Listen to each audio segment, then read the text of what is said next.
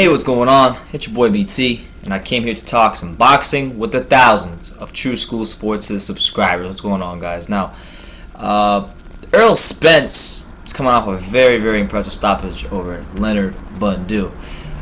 Check that video out if you haven't already. I'll leave it for you here in the annotations. I think that's not a good indicator of the Thurman, of what happened to Thurman.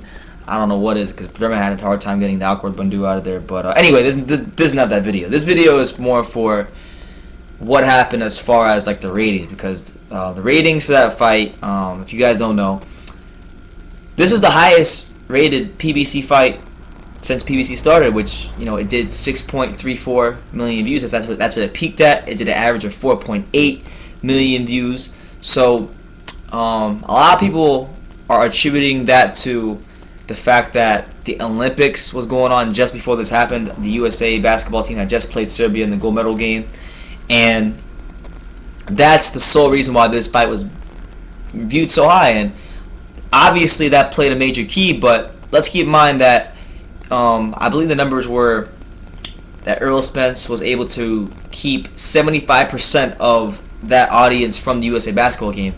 So with that being said, you know, the fact that he was able to retain that many people, I think it speaks a lot to the excitement and the fighting style of Errol Spence. Because had he been someone who wasn't exciting or not, or someone who was not, you know, worthy of that slot, you know, then people would have just changed their channels and they would have watched ESPN or MTV or QVC or the Fishing Channel or the History Channel or whatever else. They would have watched something else. But he was able to maintain that audience. So what I'm saying is, I think PBC has something here with Errol Spence. I mean, you saw what happened. I don't know if you guys saw it. I'm going to do a video on this later on. But Kell Brook, like literally after those numbers came up, not too far after, Kell Brook literally said, you know, I'll fight Errol Spence, which is something he really hasn't been too vocal about. But he was a lot more vocal about after those numbers came out. So Errol, I think this does great things for Errol as far as him making those competitive fights that everybody wants to see him in, because you know, we've heard Thurman say that he's got to work his way up. I mean, when you bring in numbers like that, I think, you know, you get more leverage in negotiations and stuff like that. So PBC, I've been critical of it in the past, and, you know, I'm not gonna lie, I'm still very critical of PBC. You know, as far as like their matchmaking, my biggest problem with them is the fact that their top guys are not fighting each other. And I'm not saying that they gotta fight each other like every other week or even every month, but I would like to see those matchups happen more often. You know, like in the welterweight division, there should be a round robin tournament of some sorts. They should announce a tournament. You know, if you get like Amir Khan, Sean Porter, Keith Thurman, Danny Garcia, Errol Spence, you know, you throw in another guy in there. They gotta. I feel like they gotta do something of that nature to really bring the best fights and get the best ratings and maximize their brand recognition.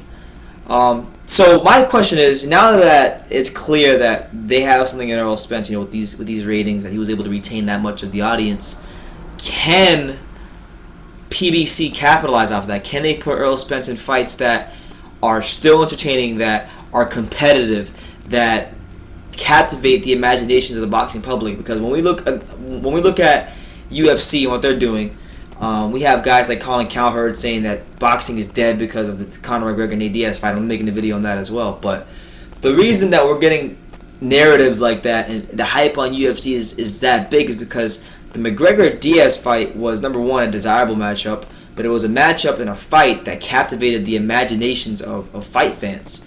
And boxing isn't a good, to me, like a lot of people say boxing is not in a good place. I think it's in a great place, because we have so many guys vying for the number one spot.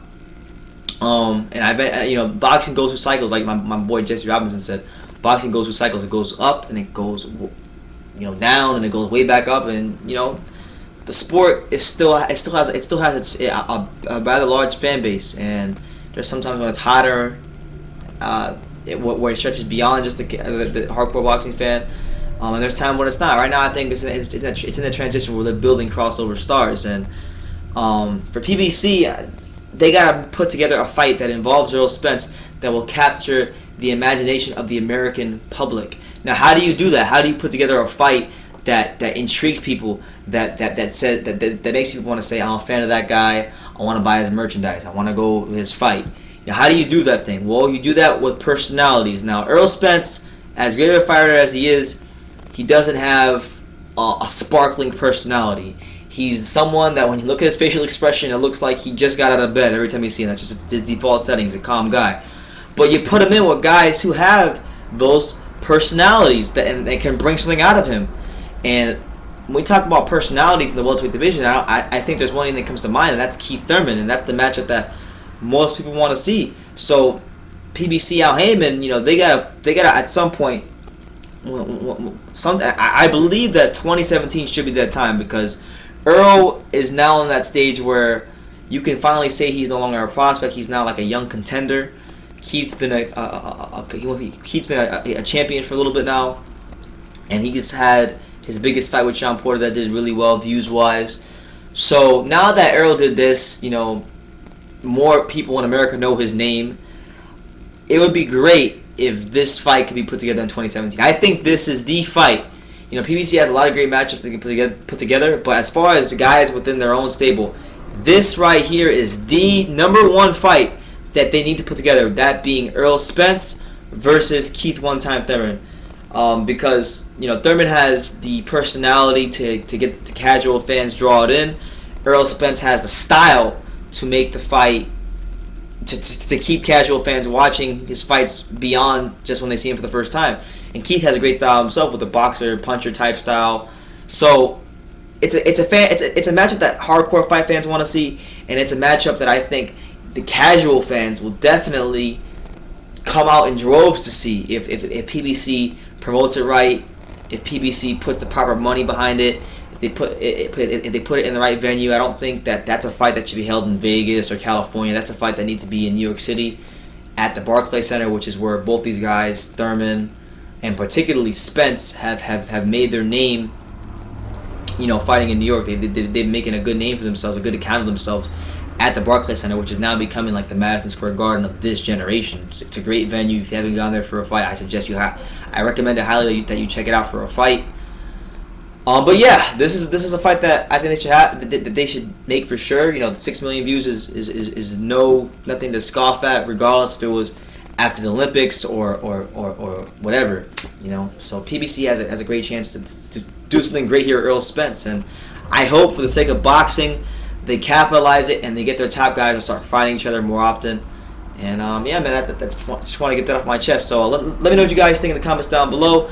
Take the time to subscribe, and you can love me or you can hate me, but I'm just a kid from Dania. So until next time, take care, guys.